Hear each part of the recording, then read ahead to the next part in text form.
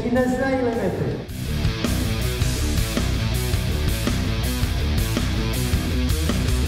Vidíš tu spoustu obcí, co křičí jen.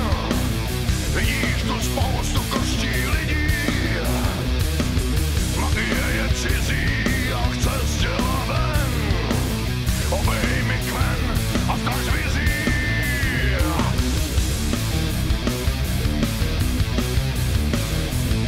A mama bukučej. A mama bukučej. A mama bukučej.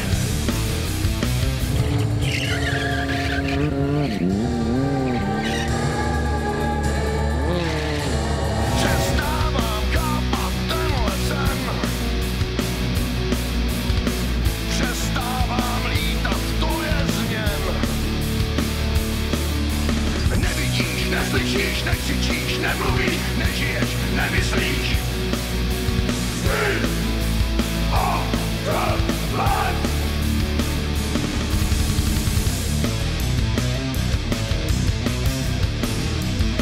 A mama bukučej.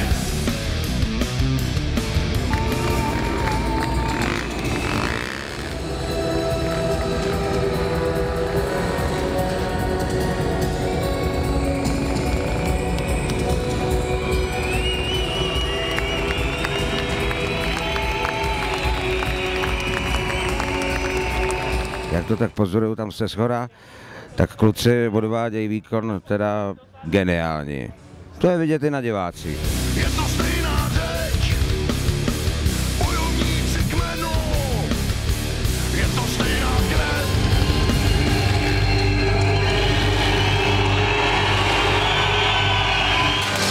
Na 1. máje 2010 se v pražské Tesla aréně sjeli příznivci motokrosu, triálu a freestylu na ojedinělé kaskadérské akci Crazy Day.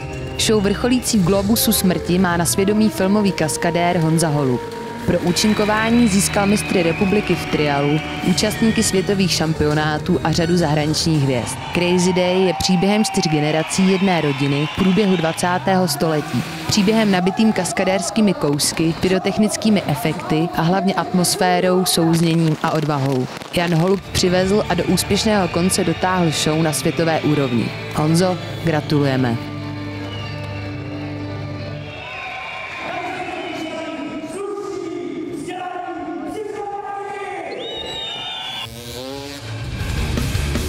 Vesmírnej posel nás ve stádu našel a nechal nás dát.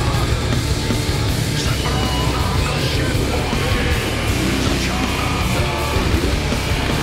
Přestávám chápat tenhle sen.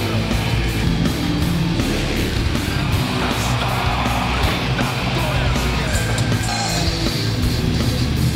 Nevidíš, neslyšíš, nekřičíš, nemluvíš, nežiješ, nemyslíš.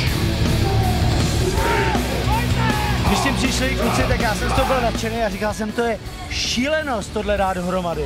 A taky byla. Všichni zatáhli, všichni makali perfektně, na lidech to bylo vidět, takže jako já jsem úplně spokojený, za tu dřinu to fakt stálo.